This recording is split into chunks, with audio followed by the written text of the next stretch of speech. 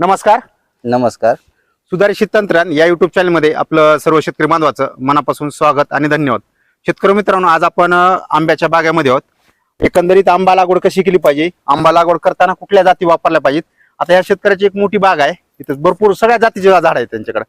किती अंतरावर लावली त्यांनी आणि ह्याचं शासकीय अनुदान कसं भेटतंय, व आंबा लागवड केल्यानंतर आंतरपीक कुठलं घेतलं पाहिजे. आता शेतकऱ्यांनी स्वतः आंतरपीक घेतले.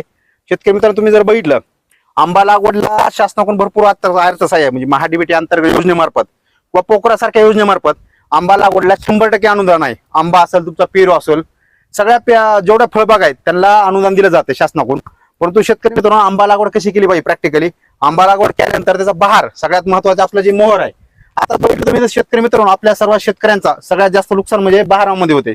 जर बहार नियोजन झालं नाही तर आपली आंब्याची येणारी संख्या अत्यंत कमी असते. परंतु जर आपण ती बहार जर नियोजन करायचं असेल तर कुठले औषध वापरले पाहिजेत आणि काय केलं पाहिजे ह्याच्याविषयी सविस्तर अशी माहिती देणार आहे. त्याच्या आधी आपल्याकडे एक प्रगतशील शेतकऱ्यांची की स्वतः त्यांची स्वतःची बाग आहे, एक स्वतः त्यांचा एक अनुभव सांगतील. त्यानंतर आपण ऍक्च्युअल त्याला कुठली फवारणी केली पाहिजे, म्हणजे की मोहरगळ झाली नाही पाहिजे. आता बघा, तुमच्याकडे घरच्याकडे आंबा असेल, तुमच्याकडे रानात आंबा असेल. आता बघितलं, ही जुनी बाग आहे. तुम्ही म्हणलं असेल की आंबाची ही जुनी बाग आहे. जुन्या पद्धतीमध्ये जर बघितले, ही जाती जरा मोठ्या होत्या. आता जर तुम्ही नवीन लागवडीचे आंबे जर घेतले, तुम्ही नीलम असेल, तोतापुरी असेल किंवा कुठल्याही जात जर तुम्ही घेतली, तर आता हाईट त्यांची बारकी आहे, बारकी आंबे आहेत ती. कारण आता जेनेटिकली मॉडिफाय होईल, जसं जनरेशन बदललं आहे तसं झाडाची पद्धत बदललेली, हाईट त्याची बारकी आहे, परंतु आंब्याची संख्या जास्त आहे.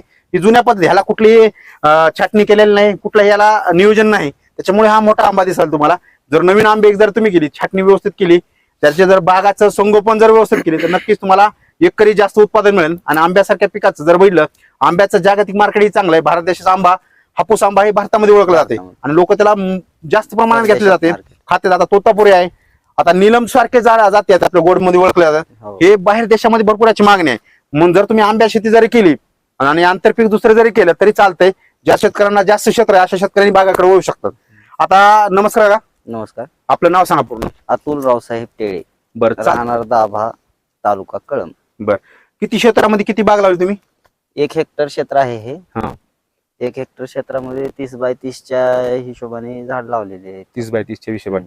बरं, आता आपल्याकडे कुठल्या कुठल्या जाती आहेत आंब्याच्या? आपल्याकडं 3-4 जाती आहेत. केशर आहे, राजापुरी आहे, तोतापुरी आहे, नीलम आहे. बर, आता मला सांगा, तुम्ही कुठं आंबा कुठे विकताय? आंबा इथंच जवळपास मार्केट जिथे भेटेल तिथं.